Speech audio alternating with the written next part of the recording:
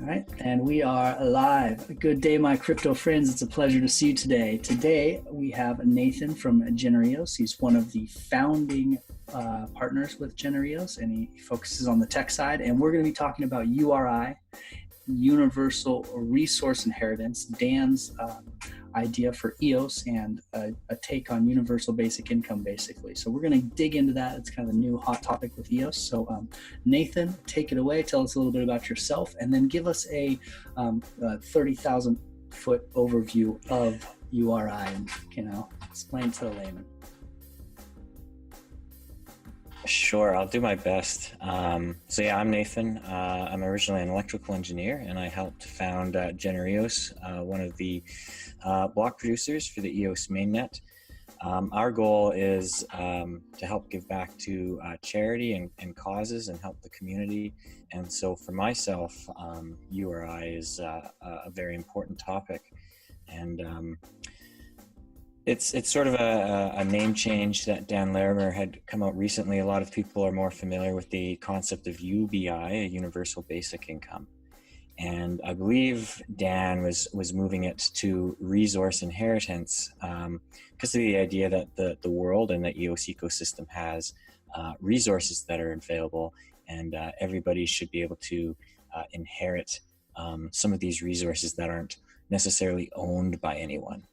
They weren't created. They're resources that are available to everybody, either in the ecosystem or on the planet, and everybody should be able to inherit a portion of that. Okay, and so this is right now within the EOS ecosystem, and then the broader vision, or the example that I've seen used, is if you look at the earth, people don't necessarily own, or maybe shouldn't own, property like the water, the drinking water, or the land that people live on, or these natural resources that come from the earth. And so the take on that is that these belong to everyone and should be kind of open to the public and not privately owned. Is that kind of a good take on that?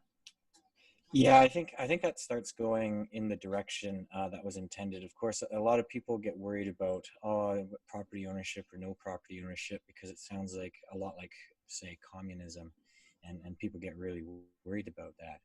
And the fact is that income, and the reason a lot of people think of it as an income is money, and income is sort of your means to access the resources you might require. But it's changed into this place where unless you're doing something that society thinks is valuable to produce income, you start losing access to these resources that you need for basic survival, like just basic food, water, shelter, the real building blocks. And in the case of EOS, it's a little bit different, because you can look at it on two sides. You can look at it resources to use the network and build a software, or you can look at the value of EOS and the tools that are provided to increase those resources. And that acts as sort of a connector back to the real world and real world resources. So there's lots of opportunities there.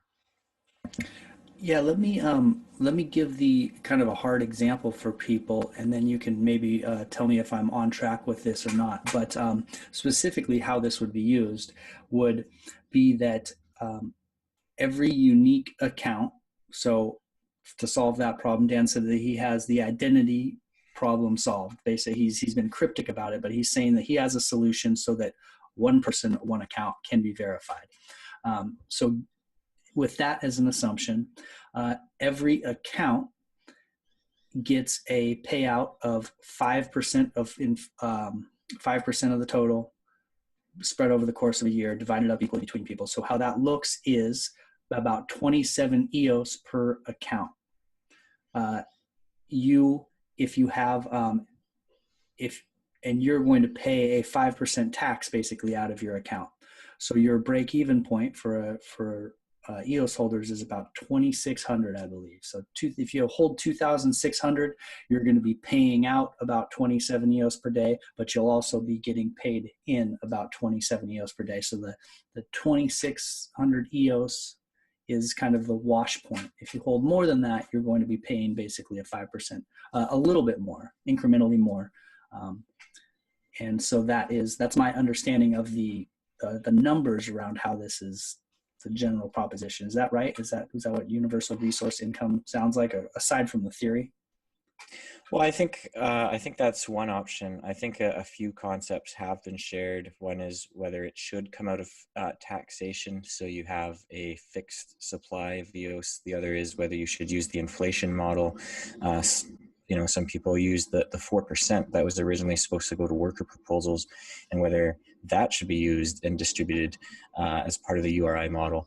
So I think there's two different viewpoints, and the economics and incentivization around them can be quite different, because inflation, you have the supply increasing, but you're not really taking away from anybody, at least directly.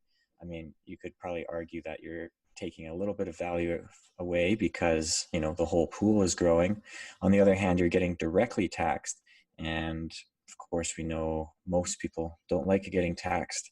And so that makes it a bit trickier. And that's where people might have things like, oh, can we opt in? Can we opt out?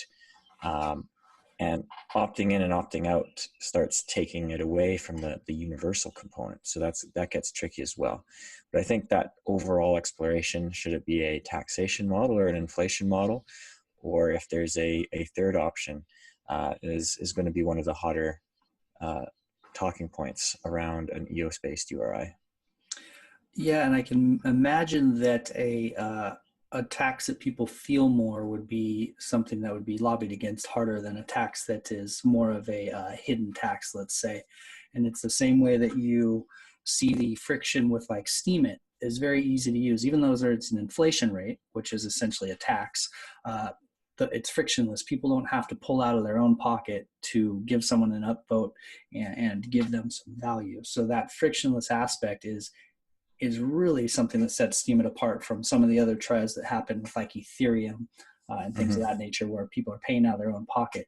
Even though it may come out to be nearly the same thing, the thought process is a lot different. So I could see that relating to EOS with this.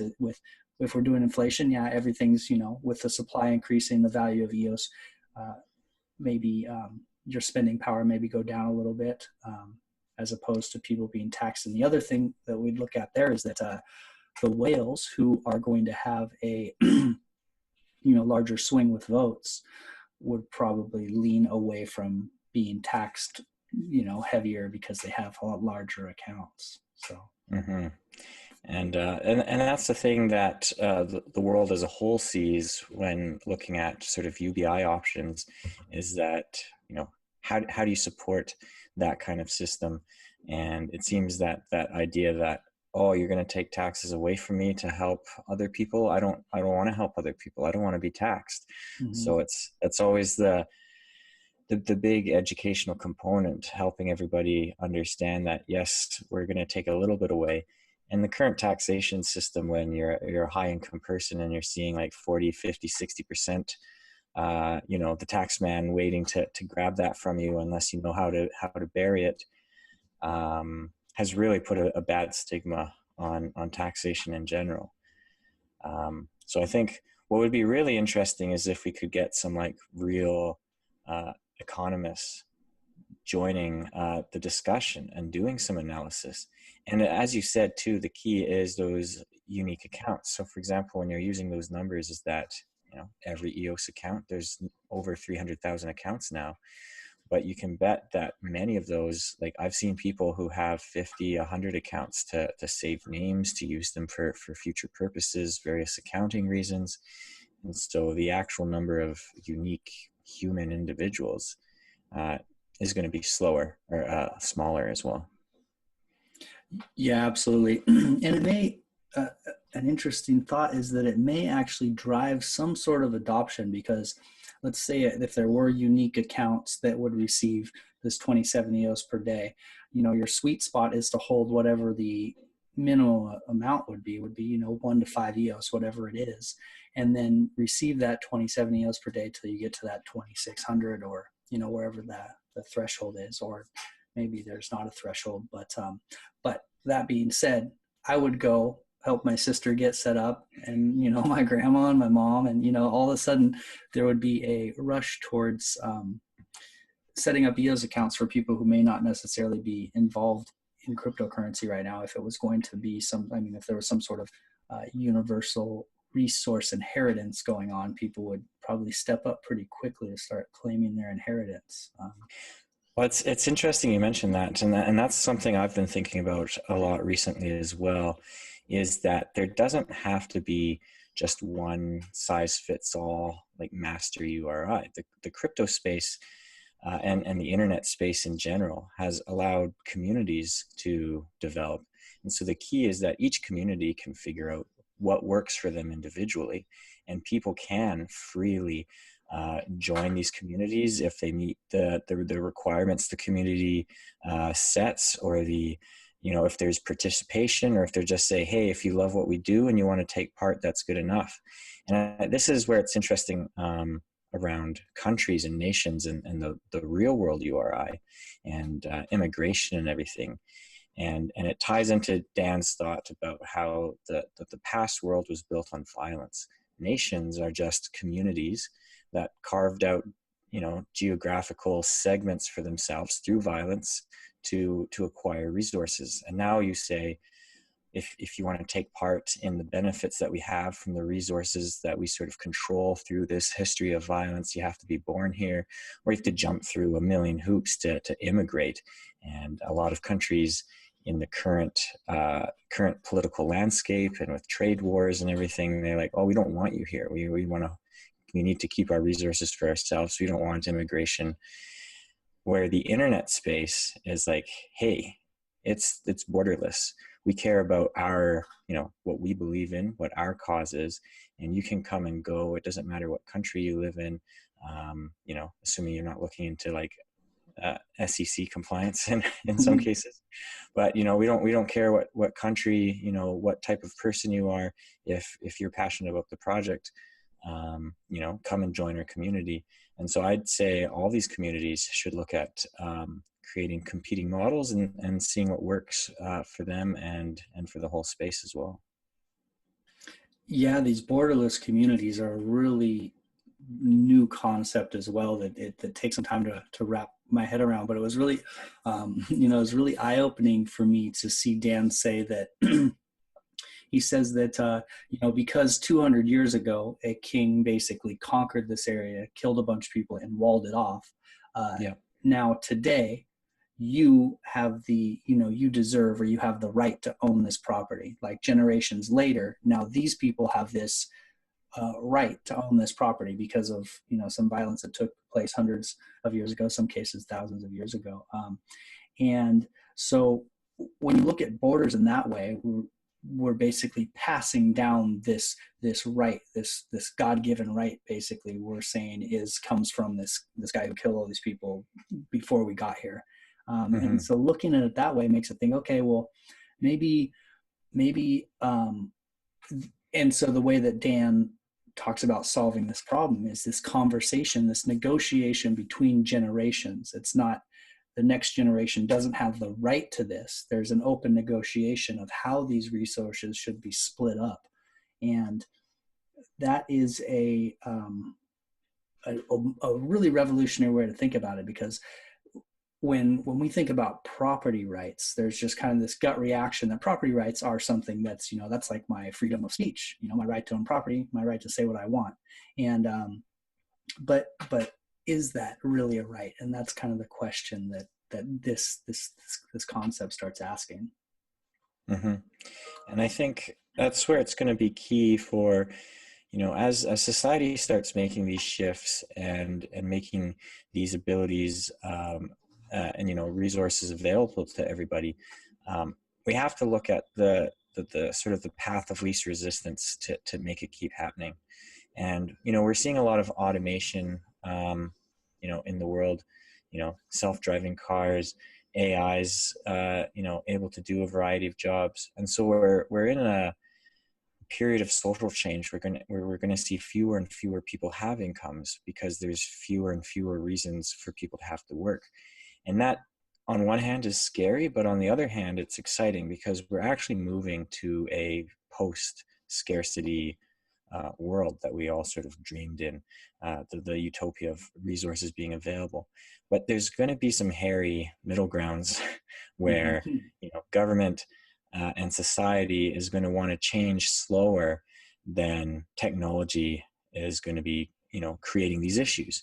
And so getting started now, as you said, property rights, people just have that gut instinct, like this house I bought, I own this land, this is my kingdom, this apartment or this acreage, whatever the case may be, that sense of ownership is going to be a really hard thing to phase away.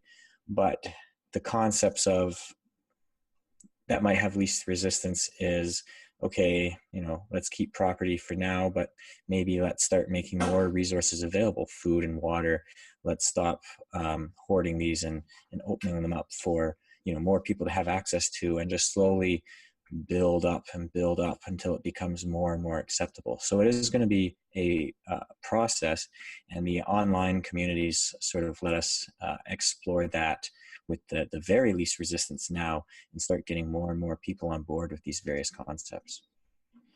Yeah, absolutely. I think that baby steps and real small, calculated moves with tests in between is really the only way that it's even in the realm of possibility. If you tried to do some sort of sweeping universal basic income around the globe, or even just a country, I could imagine that would be just outrageous. But calling it something different, which it is something different, universal resource inheritance, it is a little bit different concept, and starting in these borderless ways in these online communities, and through EOS and seeing, testing it. It's got to be a test bed. So it'll be interesting to see how, even with EOS, it's even in such a small community like EOS, it's a monumental task to try to test something like this. So globally, we're looking probably, generations down the road, but at least we're starting somewhere. yeah, but that's the journey of 1,000 miles begins with a step. So we just maybe are in part way through the first step. What is interesting is that there are countries and provinces, states, and cities even that are starting to explore concepts of UBI in the real world. So there are already parallels, government agencies, people who are, recognizing that this will be truly a need in the future, and are starting to do things about it. And so, that's exciting that, people outside the space are already exploring those, and then combined with, the experiments and the research from doing it in the online world, can actually feed off each other and start that progress. And I think the key for people to remember is, stuff like URI and if different communities explore different options, it doesn't always have to fix, am I going to get money, outside that I can go spend at McDonald's? Maybe it's just that you're getting resources of that ecosystem. I can create content. I can, have resources available to develop dApps. As long as it has a utility, a purpose in the community that's providing it, then that's a great first step to see how things work out. It doesn't have to fix, money in your wallet right away. As long as people are trying new things and seeing how it works, that's going to be just as important. Yeah, and a good example there is the resource of CPU or bandwidth with EOS. And so that's not, we don't, that's something that's a good example of something that's a free resource that we've been given for free. And so it makes sense for it to be split up with, over a portion of that to be split up over the community. And so people can have a little bit of bandwidth and CPU on the EOS blockchain to use it. So that's a good parallel there. And then bigger picture, things like water and land, way down the road, are different concepts. But you mentioned with UBI, one of the kind of the drawbacks that people say, well, it's going to make people, lazy, or it's going to be, well, the first thing you said was this is going to be needed. We're going to need UBI because automation coming through. There's going to be far less jobs. We live in an age of abundance, and we're coming into an age of abundance where like the work to put natural food and resources on the table really isn't going to be needed if we're able to split it up correctly. And so people's argument is, well, if we just start, giving people some sort of allocation without doing anything, everyone's going to become lazy. And I think that is a kind of a fundamental misconception about people and humans, is that if we don't have to work, we won't. I think that the people who are lazy will keep being lazy, and they'll be better off, and maybe they'll do something a little bit more. And the people who are motivated are still going to go out and grind. I think the amount of lazy people and the amount of not lazy people is going to be the same, but maybe what they choose to put their time into is different. Maybe, maybe we have more artists and things of that nature. So, yes, I agree with you completely. Yeah. That is the biggest thing, and that's where when people start drawing parallels to communism, and they're like, oh, if you take away from everybody, nobody's going to do anything. And that's where I think it has to be shown that the whole intent is basically to replace your fear of not being able to survive. And I think people need to understand that it's at that more fundamental level. And people look at Western culture and Western laziness and, the so-called welfare case, and they completely overlook that there's 70% of the world where people are, being recruited into child militaries or having forced to join gangs just to bring food into their household. And it's those people, more than anything, that really need the help. We're not concerned about, some basement dweller playing WoW all day because he's getting his, free allocation of McDonald's and Mountain Dew. We're concerned that people are literally fearing for their life on a day-to-day basis. And these are people that could be, artists, philosophers, researchers, and they just don't have access to the same level of education and security that so many people who say this is a bad thing take completely for granted.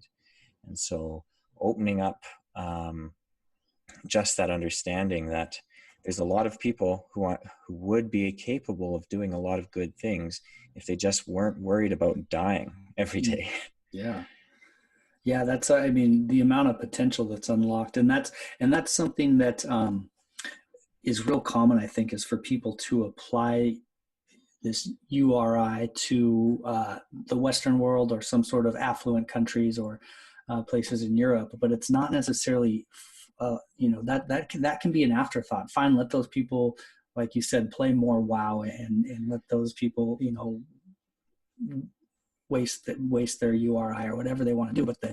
But the revolutionary part of this would be for, like you're saying, people in fear for their lives, or people who don't know how they're going to put food on the table, and freeing up that mental resource for these intelligent, wonderful human beings to be able to add whatever value they might have to the world. You're talking about, if you think about people as like computing power, you're talking about like doubling the computing power, tripling the computing power of the entire world, just by freeing up their resources. They're not having to worry about survival. And that's huge. And that is that's a great point that you make there. It's not necessarily about what's happening in the Western world. It's about thinking of it as a global system. And I think the other key, people get worried about motivation, and that's again where people need to stop looking at the idea that UBI is somehow equal to communism, because it doesn't get rid of all the cool stuff. Just because, you can have food and water, and if you get sick, you're going to be taken care of, doesn't mean that that's good enough for everybody. Mm-hmm. You still want your Lambo and your mega yacht, or someone has a Lambo and a mega yacht. And if they didn't have that Lambo and mega yacht, they probably could have fed 1 million people. But they have it, and people want nice things, and that doesn't go away. So, some people are content to, just do art, and they don't need millions of dollars. They just want to be able to go and, paint a picture, write some poetry next to the beach, go skydiving, do whatever they love, whatever they want to try. and take those risks. Or if they want to do a startup, what if they wanted to make a DApp, and that's where EOS comes in? It's like, wow, I don't have the resources. Well, now you do. Go give it a shot.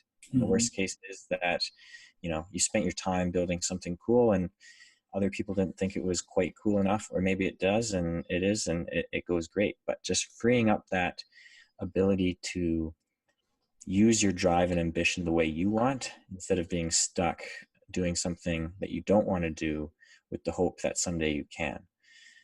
And then you can just aspire for more. So it doesn't take away, just the achievements. It enables you to go hunt for them with more peace of mind. Yeah, that's a good point. That is a huge point, is that it doesn't take away the achievements, because like Dan was saying, you can still get ahead by being productive, but to stay ahead, you have to stay productive. So there's still the opportunity to go out and get productive, but a lot of what we see is that, with the current system, is that people have gone out and gotten productive, and then they have gotten ahead, and then instead of staying productive, they find ways to become rent seekers and entrench their wealth so that it can never be taken away. And then all of a sudden, instead of adding productivity to the system, they are become kind of a drain on the system, because all they're trying to do is get claws in to hold on to what they have. And that doesn't only just last for a generation, that passes on through generations, for multiple generations. And then it becomes an ethical question. Well, okay, because this guy was productive 200 years ago, but no one's been there's been very little production since then. Now you are, a beneficiary of that, basically by randomness. So the question becomes, if you were to be put into a random time and place in history, and were able to negotiate your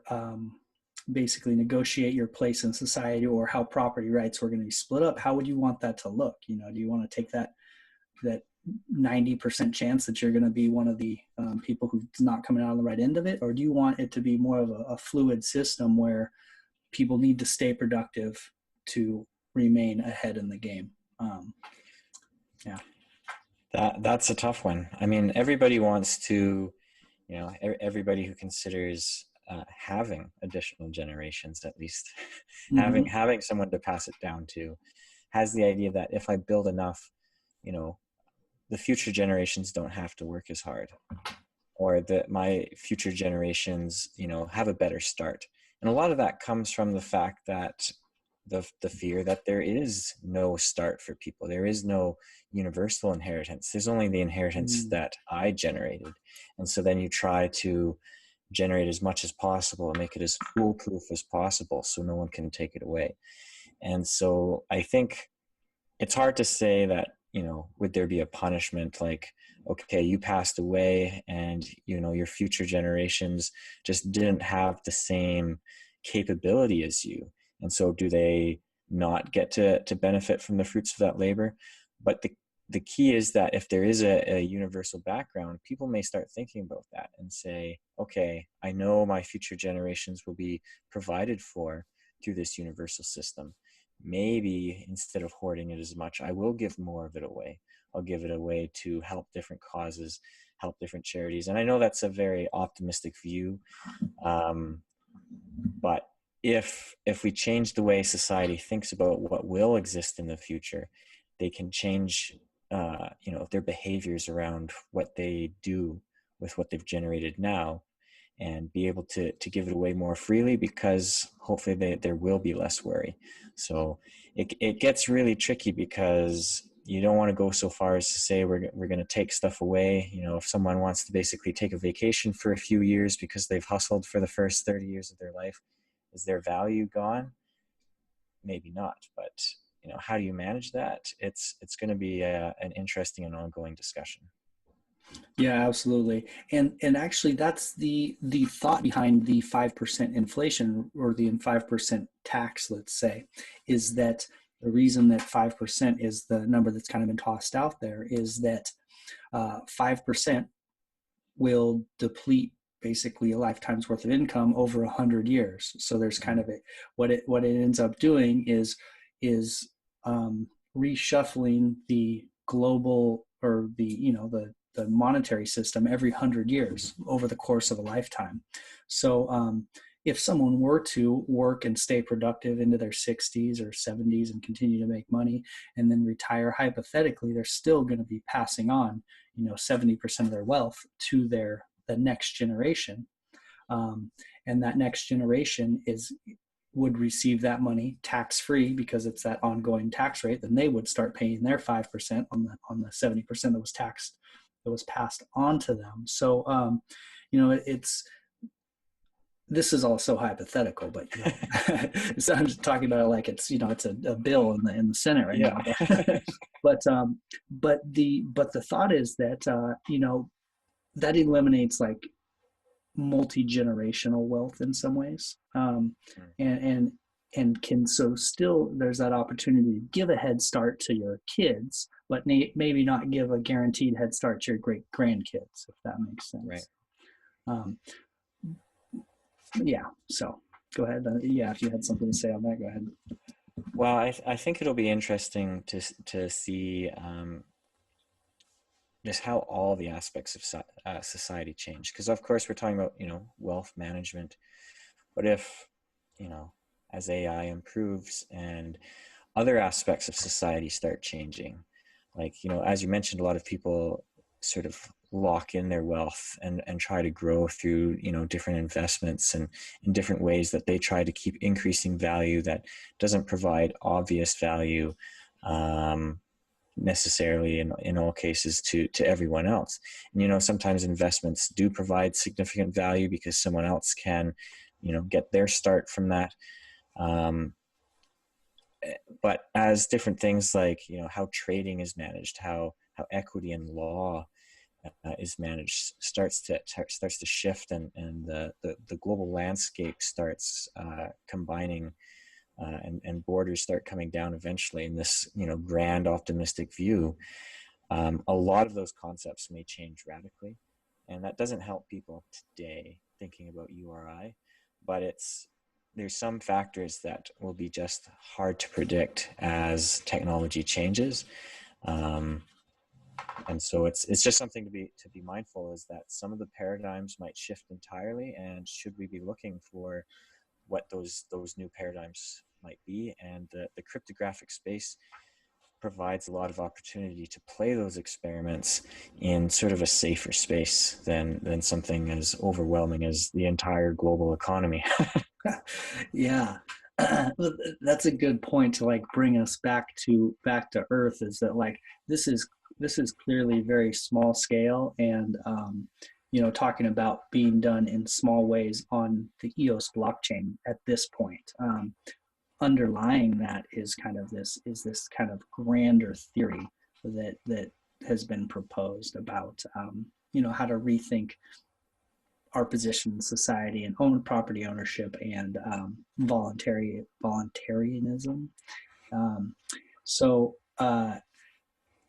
We are, I think that basically experimenting online with online communities that are like-minded is where we're at right now. And kind of the elephant in the room as well, as you say, there's going to have to be a lot of these shifts. It's been said that for this to work at all, there's going to have to be a kind of almost like a global enlightenment where people are just thinking differently about everyone as a global community, as opposed to how they're going to get themselves and their family ahead. So the best we can do is keep going down the non-violent route, and let's all work towards seeing a lot of those changes happen without explosions and people throwing Molotov cocktails and the like that we've seen. Historically, it's happened a lot, and let's be better than that. Yeah. That was one of the interesting things that I saw in my research, was this model of generate, like how societies build generationally, and there's kind of like this 4-generation cycle. It's called the let me see if I wrote it down here. I forget what it's called, but basically the cycle is hero. So using the United States as an example, like we had the silent generation during the Great Depression that went through kind of an uprising and a a down part of society, the Great Depression. And then after that came the artists and the baby boomers who were kind of idealistic. They had a very good economy. You know, that was when the United States basically thrived and became the vision that it is still. Then following the baby boomers, there was Gen X, who had, you know, they started not trusting institutions. We had Vietnam, and people started not trusting the government, and, you know, started realizing things about the war machine and some economic hardship. And then as millennials, there's been a lot of wars and this kind of terrorism thing, and there's a lot of again, even more distrust in the government. So that's kind of the cycle. And then what happens, this is just a model of history that's been, you know, this is just a theory, but that what happens is at this point things kind of reset, and there's another kind of downturn, sort of big Great Depression type of thing, where then society rises out of it again. So it's kind of an ebb and flow. So the thought is to try to do something different this time, and put some sort of, you know, some sort of different action into some sort of different plan into action. Try to stop that cycle this time around. You know, stop these. So. Waiting for someone to listen to this and say we're in the great crypto depression right now. Yeah. Speaking of cycles, huh? Well, maybe EOS and the URI is the the killer app that'll pull us out of our great crypto depression cycle we're in. We'll see. We will see. Yeah, I think that the big differentiator from the past, and I guess it remains to be seen, might be how rapidly technology's developing. Mm-hmm. And, you know, it's not a crutch. If anything, technology will make things a lot worse before it gets better. And that's why people have to act now to figure out how to not let it get worse before it gets better. Because if we just say, we don't care, we'll just see what happens, and suddenly everybody who drives a car or drives a vehicle, which is a lot of people on the planet, don't have jobs, and we just said, oh, I didn't see that coming. Well, a lot of people have been talking about it. What were you doing about it? Mm-hmm. And so, you know, it's a double-edged sword, and I think people are going to want to make sure that we use as much time and thought and consideration as we can now to test those changes and to figure out how we can grow instead of get depressed as a society when those changes inevitably happen. Yeah, that's a good point, is that we see these changes coming, and it's almost that these changes are so big and sweeping that people are just, I have no idea where to start, is kind of, you know, is kind of the thought that I'd imagine. I mean, that's the thought I have is that, yeah, that's coming. I agree that's coming, but what am I going to do to slow it down? Well, I think that URI and blockchain and EOS and things like this are at least some sort of action taken instead of just throwing your hands up in the air. So that's a little bit bigger picture is why I care, you know, because I talk to my friends about it. They're like, why do you care? You're not going to change anything. It's like, yeah, who knows? But like, at least someone's taking a little bit of action somewhere, you know? So, yeah. I think that's it. People need to not be afraid of being that drop in the bucket, Mm-hmm. because, you know, it is the great internet space. It's great that, you know, the first step, just talking about it, sharing your opinion, but then the next step up. And again, everybody's doing this for free, or some people are motivated by, you know, making the next great app. But just, you know, put your hands on your keyboard. Anyone can do it, and write something cool, write an article, write some code, make it work. You know, that's as equal opportunity as it gets. Mm-hmm. The information is there, and, you know, do something about it. And at the very worst case, you created something that people can look at and say, hey, I liked it or I didn't, but there's a lesson learned, and people can keep moving. And that's an immensely valuable contribution. Absolutely. You said something a little bit ago. You said that with technology, things are going to get worse before they get better. What can you talk a little bit more about that, or what you mean by that?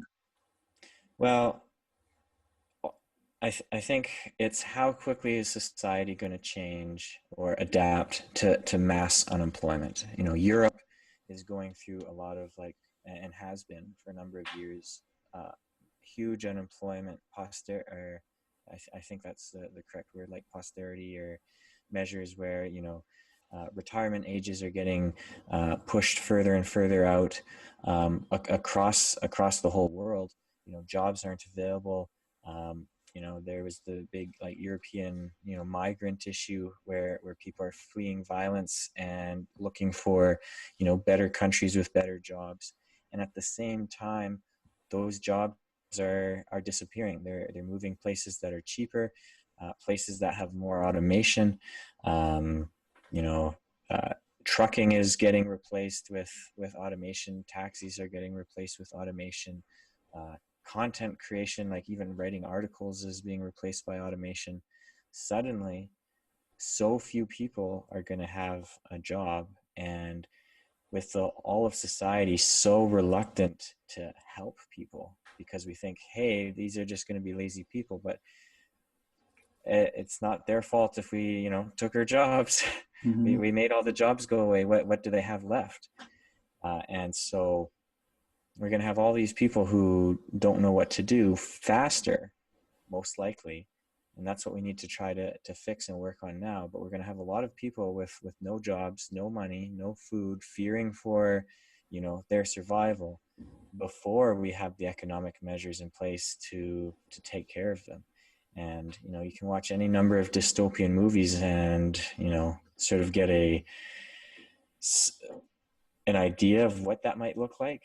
And the fact is that based on people's outlooks of taking care of people, it becomes a reality that things are going to degrade, and then there's going to be unrest, and something's going to happen, and we're going to, you know, redistribute the resources eventually with violence, unless we can fix it with social change as early as possible. Yeah, and that's kind of that cycle that I was talking about, where things Mm-hmm. things end up getting redistributed over time, and then once they're redistributed, there's kind of this positive time in society where, and then as things get more, you know, more centralized, So then let's try to do that without the crappy part this time. yeah, exactly, yeah, um, yeah, without the crappy part this time. And that's EOS. Hopefully, we will see. So part of a really grand experiment here, man. I I just have been recently digging into URI. It's a newer thought, but generally when Dan puts a thought out there, especially something he's writing a book about, I'm interested because he has such a different take than the majority of people you hear about or listen to. So that's what got me kind of digging in here. So tell me, or did you have any other, or like any kind of big pressing thoughts on URI that you feel like we glossed over? Ah, probably. But no, I think we covered a lot of good points. I think what's great about EOS is that it is, you know, growing in visibility.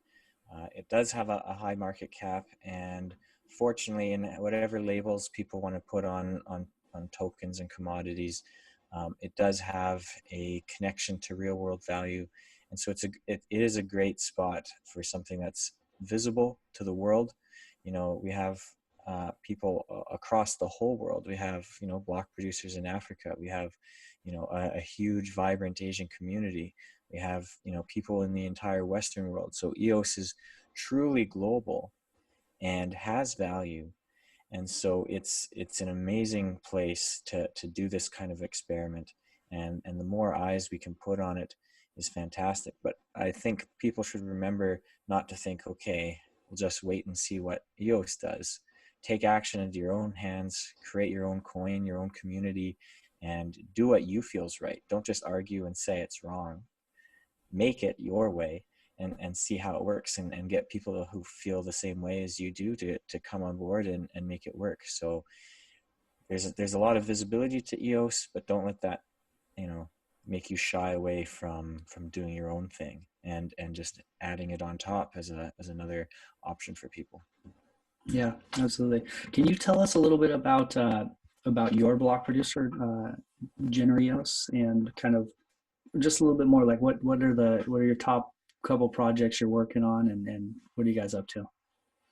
Sure. So on the providing service to the community, one of the first things we did was build EOS Toolkit, which was really there to give as many tools to EOS to as many people as possible, as early as possible, and as robustly as possible. Like a lot of the niche things people might not be aware of or might not be aware of right away, making those available as early as possible.